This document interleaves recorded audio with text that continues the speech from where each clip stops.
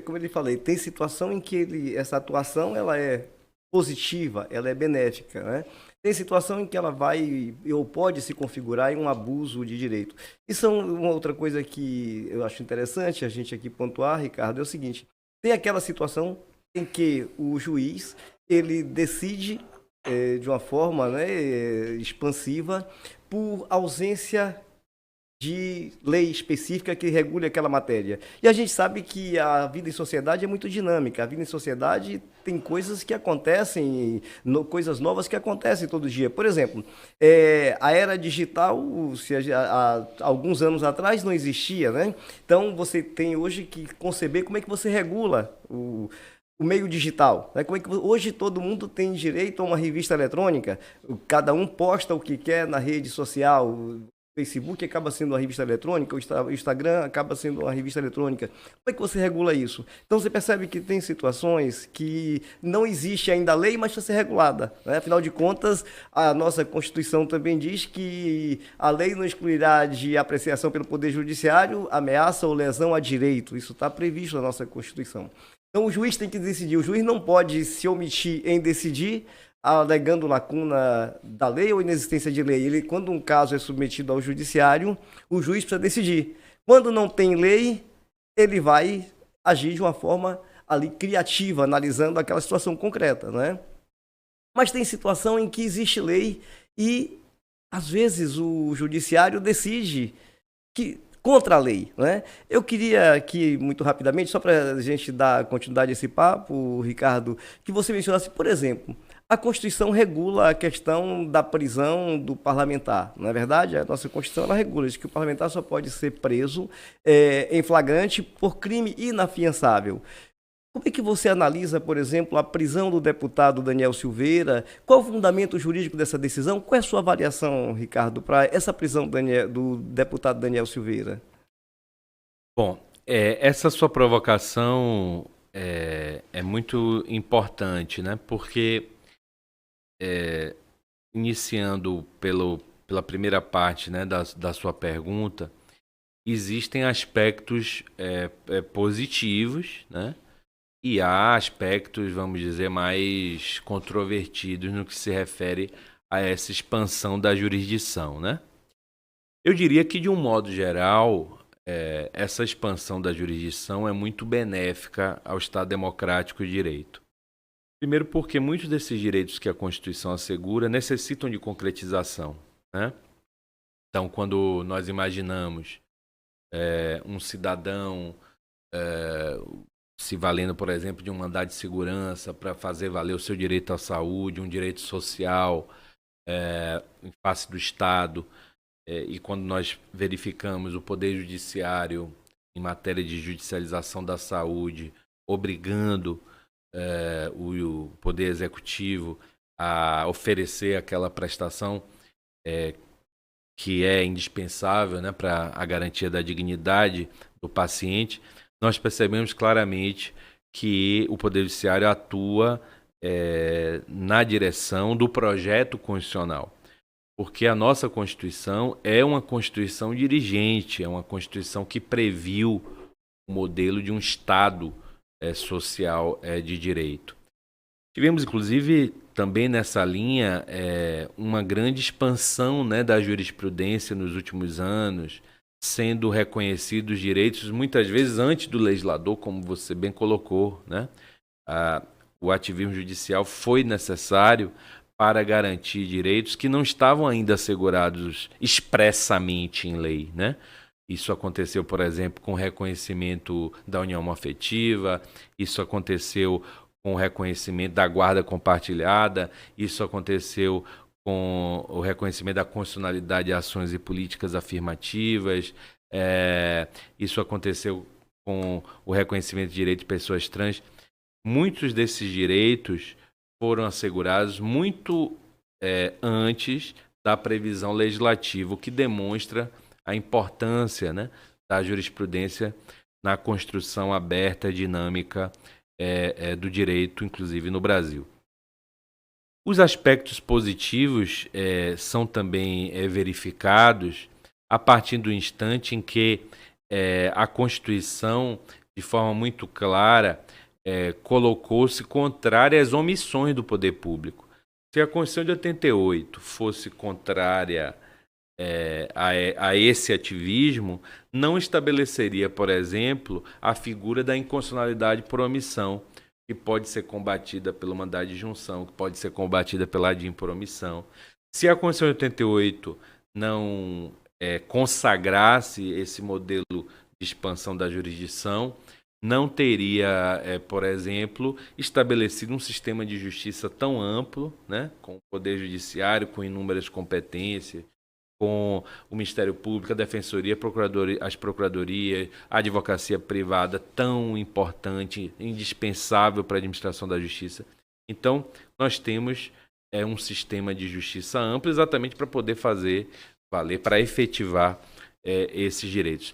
E acrescento, se a Constituição não consagrasse esse protagonismo do sistema de justiça, não teria previsto esse grande número de remédios constitucionais, habeas corpus, habeas data, mandado de segurança, mandado de injunção, ação popular, ação civil pública, não teria previsto todas aquelas ações diretas de constitucionalidade, a de impromissão, a de genérica, a DPF, a ação direta interventiva, a ação declaratória de constitucionalidade. Então, me parece que há, sim, uma clara opção pela Constituição de 88 em favor do ativismo judicial. Até porque a nossa sociedade ainda é uma sociedade que carece dessa intervenção, né? O Brasil, em 88 e ainda hoje, é um país muito desigual, muito assimétrico, né?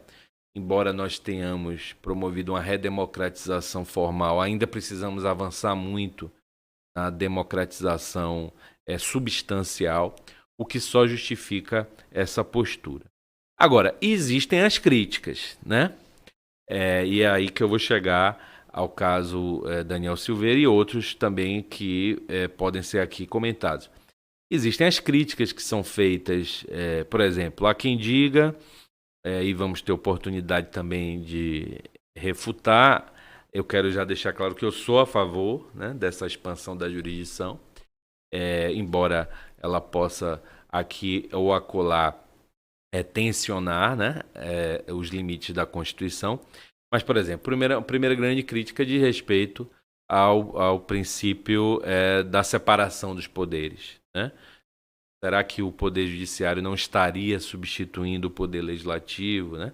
Quando, por exemplo, o Supremo Tribunal Federal reconhece a possibilidade do aborto de feto anencefálico, embora essa possibilidade não esteja prevista em lei, embora o direito penal seja regido pela legalidade estrita, não estaria o Supremo atuando como um legislador positivo. Há também, conversávamos antes de iniciarmos essa gravação, uma crítica com relação à segurança jurídica, né? Há muito questionamento com relação a essas decisões que geram insegurança, como no caso Daniel Silveira, né? Será que uma decisão como a do Supremo não gera insegurança? Quais são os limites para a atuação do Poder Judiciário em matéria de imunidade parlamentar? Será que a separação dos poderes também não foi tensionada com aquela intervenção? Há também questionamentos com relação à legitimidade democrática. Será que o Poder Judiciário teria legitimidade democrática para atuar, já que os magistrados não teriam sido submetidos a pleitos eleitorais, não teriam recebido o voto popular, né? Não teriam sido ungidos pelas urnas. Há também questionamentos com relação à espetacularização dos processos, algo que também foi muito ventilado por ocasião da prisão desse ex-parlamentar. Não seria, por exemplo, o ativismo um mote para espetacularização, para mediatização da prestação jurisdicional, enfim. O que me parece é que essas críticas, elas são, em parte, consistentes, mas elas se dissolvem à luz de uma análise mais, eu diria, apurada, né? Primeiro que a separação dos poderes não quer dizer que os poderes estão estanques e não possa haver tensionamentos. Esses tensionamentos fazem parte da democracia. Verdade, verdade. Né? A segurança jurídica também não é um dogma absoluto e pode ser relativizado em favor da justiça. A espetacularização não é um problema do ativismo. Na verdade, vivemos numa sociedade do espetáculo e o ativismo é apenas atingido por essa sociedade do espetáculo. A mediatização da vida, a espetacularização da vida, que é um conceito, inclusive, de Deboriano, né, dos anos 60, é uma decorrência dessa próprio uso das novas tecnologias. Então, me parece que o ativismo não é um mal em si. Agora, decisões específicas podem ser questionadas. No caso do ex-parlamentar, o questionamento que se deu à época com relação à decisão foi não tanto no que se refere ao aspecto material, porque qualquer discurso contra a democracia, a meu ver, é insustentável, né? E eu defendo, inclusive, o direito da democracia se defender. É o modelo da democracia defensiva, né? A inviolabilidade com relação a atos e palavras do parlamentar não quer dizer que ele pode fazer discursos contra a ordem democrática. Agora, do ponto de vista formal, sim, houve alguns questionamentos no que se refere, por exemplo, à falta da avaliação daquela decisão pela Câmara, né, que deveria ter sido ouvida antes da prisão. Houve questionamentos também com relação ao próprio conceito de crime flagrante e inafiançável, se havia um crime flagrante, se o crime em si era inafiançável. E houve também um questionamento aí do ponto de vista hermenêutico com relação à aplicação da Lei de Segurança Nacional, que naquela época, de fato, como me parece, não teria, e de fato não foi recepcionada, não teria sido recepcionada pela Constituição.